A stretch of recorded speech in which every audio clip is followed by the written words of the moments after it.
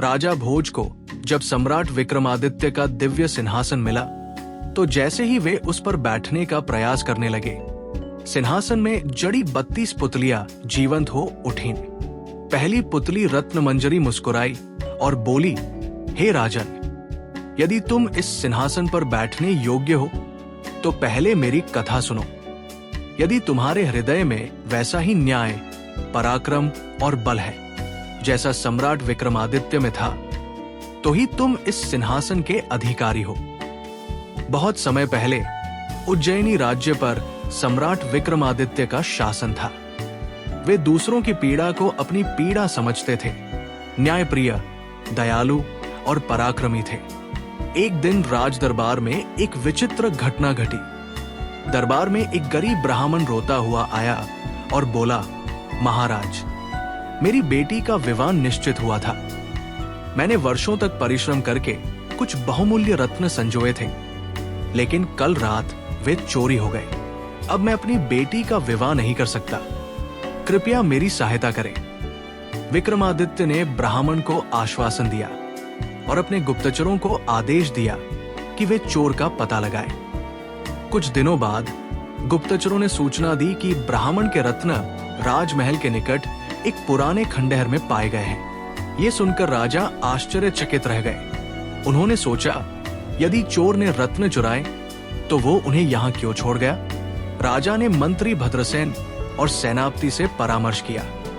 तभी महल के द्वार पर एक अंधा युवक आया और बोला, महाराज, मुझे कारागार में डाल दीजिए, मैं ही चोर हूं। विक्रमादित्य ने उसकी बात ध्यान से सुनी और बोले, तुम अंधे हो, फिर रत्न कैसे चुरा सकते हो? युवक ने उत्तर दिया, मुझे बस इतना पता है कि वे रत्न मेरे हाथ में थे और जब सुबह आंख खुली तो वे वहां से गायब थे। राजा को कुछ अजीब लगा। वे बोले, तुम्हें कारागार में डालना न्याय नहीं होगा जब तक कि हमें सच्चाई का पता न चले। रात के समय राजा छद्मवेश में खंडहर के पास गए। वहां उन्होंने देखा कि एक सुंदर युवती सफेद वस्त्र पहने हाथ में एक रहस्यमयी दीपक लिए खड़ी थी। राजा ने आगे बढ़कर पूछा, देवी, तुम यहाँ इस निर्जन स्थान पर क्या कर रही हो? युवती ने कहा, राजन, मैं रत्नमंजरी हूं।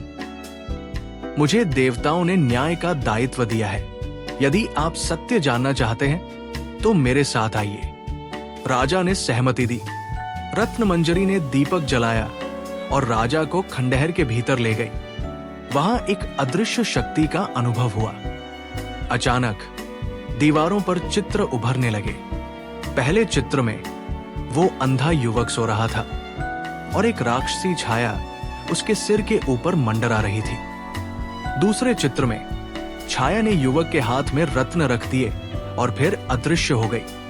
तीसरे चित्र में सुबह होते ही रत्न महल के खंडहर में प्रकट हो गए। राजा ये देखकर चकित रह गए और बोले, तो ये किसी मायावी शक्ति का काम था। लेकिन क्यों?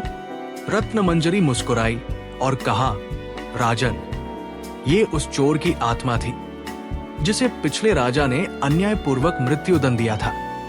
वो आत्मा न्याय की खोज में भटक रही थी। राजा ने अगले दिन दरबार बुलाया और घोषणा की, वास्तविक चोर कोई मनुष्य नहीं बल्कि एक व्यथित आत्मा थी जो अन्याय के कारण शापित हो गई। इसलिए इस युवक को दोषी नहीं ठहराया जा सकता।